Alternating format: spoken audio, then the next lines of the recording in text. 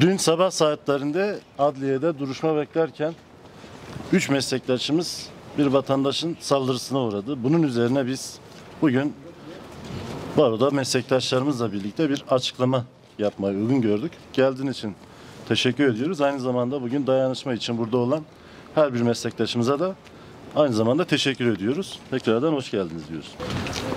Avukatlar bağımsız savunmanın temsilcileri, haklarınızın ise teminatıdır. Dün sabah saatlerinde Van 6 Asliye Ceza Mahkemesi duruşma salonu önünde duruşmasının alınmasını bekleyen meslektaşımız Avukat Naim Çali, duruşma sırasıyla alakalı mübaşire soru sorarken ÖÖ isimli kişi tarafından saldırıya uğramıştır. Saldırgan, avukatlar sıramızı alamaz diyerek meslektaşımıza yumruk atarak kulağının arkasından yaralamak suretiyle darp etmiş ve hakaret etmiştir. Olaya aynı yerde duruşma bekleyen birçok avukat, adliye personeli ve vatandaş tanık olmuştur. Meslektaşlarımızın araya girmesi ve çevik kuvvet personellerinin müdahalesinin ardından merdivenlerden aşağı inerlerken aynı kişi polislerin yanından meslektaşımıza tekrar saldırmıştır. Meslektaşımız çevik kuvvet personelince kollarından tutularak çekiştirilmiştir. Meslektaşlarımıza yönelik saldırıyı gerçekleştiren kişi dün itibariyle gözaltına alınmış olup soruşturma süreci devam etmektedir. Toplumda yer alan şiddet iklimi her geçen gün yaygınlaşmakta ve bu doğrultuda hak savunucularına karşı gerçekleştirilen şiddet içerikli saldırılar da her geçen gün artış göstermektedir.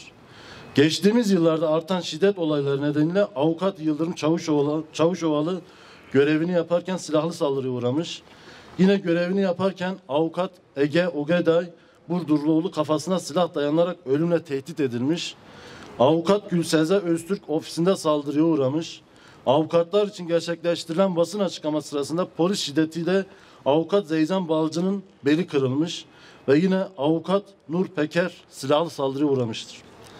Şiddet eğilimi artarak meslektaşlarımızın yaşamını kastedecek boyuta gelmiş. Maalesef avukat Ersin Arslan gibi meslektaşlarımız yaşamını yitirmiştir.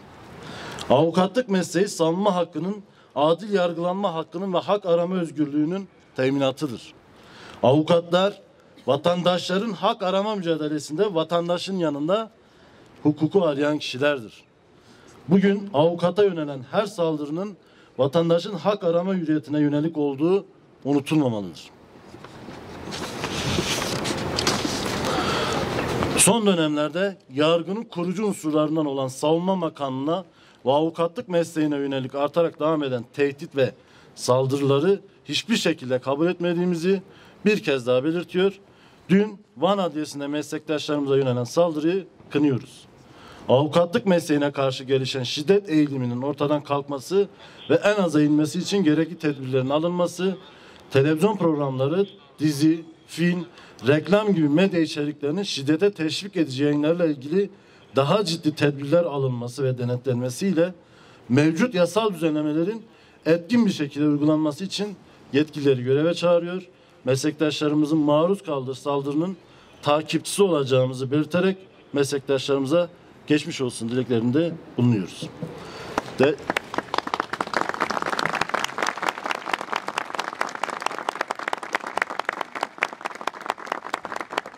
Değerli basın emekçileri, açıklamamızda imzası bulunan kurumları da sizlerle paylaşmak istiyorum. Van Barosu, ÖHD Van Şubesi ve İHAD Van Şubesi imzacı kurumlarımız. Tekrardan geldiğiniz için herkese, basın emekçilerine ve dayanışma için burada bulunan meslektaşlarımıza teşekkür ediyorum.